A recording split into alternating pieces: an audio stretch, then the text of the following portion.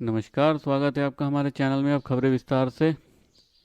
चुनाव आयुक्त राजीव कुमार ने राजस्थान में भी लोकसभा के तारीखों का ऐलान कर दिया है। राज्य में 2 चरणों में 19 और 26 अप्रैल को मतदान होना है और इसके बाद 4 जून 2024 को मतगणना होगी। चुनाव आयोग की घोषणा के बाद राजस्थान के पूर्व मुख्यमंत्री और बीजेपी नेता वसुंधरा राजे की प्रक्रिया सामने आई है। वसुंधरा राजे ने कहा है कि चुनाव आयोग द्वारा राजस्थान में लोकसभा चुनाव को 2 चरणों 19 अप्रैल व 26 अप्रैल में कराए जाएंगे। लोकतंत्र के इस महापर्व में मतदान आपका अधिकार है और कर्तव्य भी। जिम्मेदार नागरिक होने के परिचय देते हुए मतदान जरूर करें। याद रहे कि देश के निरंतर प्रगति, उन्नति और विकास के लिए आपका यह मतदान महत्वपूर्ण है। चुनाव आयोग द्वारा राजस्थान में लोकसभा 2 चरणों में है। धन्यवाद।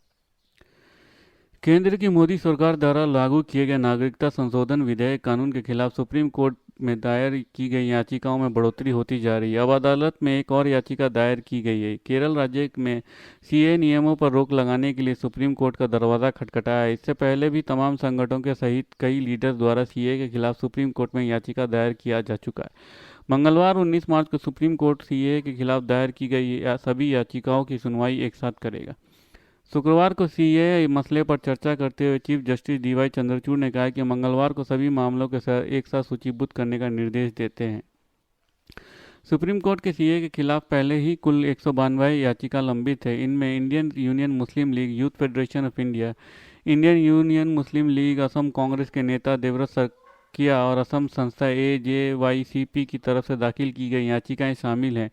इन याचिकाओं में सीए प्रावधानों पर रोक लगाने की मांग की गई है। याचिका में कहा गया है कि सीए असंवैधानिक और मुसलमानों के खिलाफ भेदभावपूर्ण है। दिल्ली की एक अदालत ने कथित दिल्ली आबकारी नीति घोटाले में संबंधित मनी लॉन्ड्रिंग मामले में शनिवार को भारत राष्ट्रीय समिति की तेलंगाना विधान परिषद सदस्य के कविता को 23 मार्च तक प्रवर्तन निदेशालय की हिरासत में भेज दिया। ईडी ने पार्टी अध्यक्ष और तेलंगाना के पूर्व मुख्यमंत्री केसीआर राव की बेटी कविता को शुक्रवार को हैदराबाद में उनके आवास पर तलाशी के बाद गिरफ्तार किया था। उन्हें शनिवार को राउज एवेन्यू कोर्ट के विशेष न्यायाधीश एमके नागपाल के समक्ष पेश किया गया। एजेंसी ने 10 दिन की रिमांड मांगी थी, लेकिन अदालत ने सिर्फ 7 दिन की हिरासत दी है।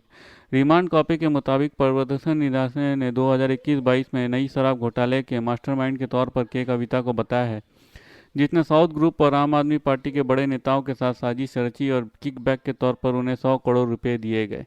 ईडी ने अपने रिमांड पेपर में खुलासा किया है कि के कविता के चार्टर्ड अकाउंटेंट बुच्ची बाबू के बताए गए बीआरएस नेता के अरविंद केजरीवाल और मनीष सिसोदिया के बीच पॉलिटिकल अंडरस्टैंडिंग थी। इसके चलते के कविता की विजय नायर से मुलाकात हुई थी। विजय नायर अरविंद केजरीवाल और मनीष सिसोदिया के फ्रंट के तौर पर काम कर रहा था।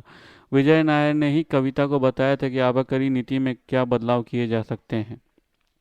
केंद्रीय एजेंसी के कोर्ट के सामने कविता के चार्टर्ड अकाउंटेंट बुच्ची बाबू और राघव मुंगटा के बीच के चैट को भी कोर्ट के सामने रखा गया। इसके सपोर्ट में बुच्ची बाबू का वो बयान भी कोर्ट में सामने रखा गया, जिसमें उन्होंने माना था कि उसकी और अन्य लोगों के बीच आबकारी नीति को लेकर बातचीत हुई थी।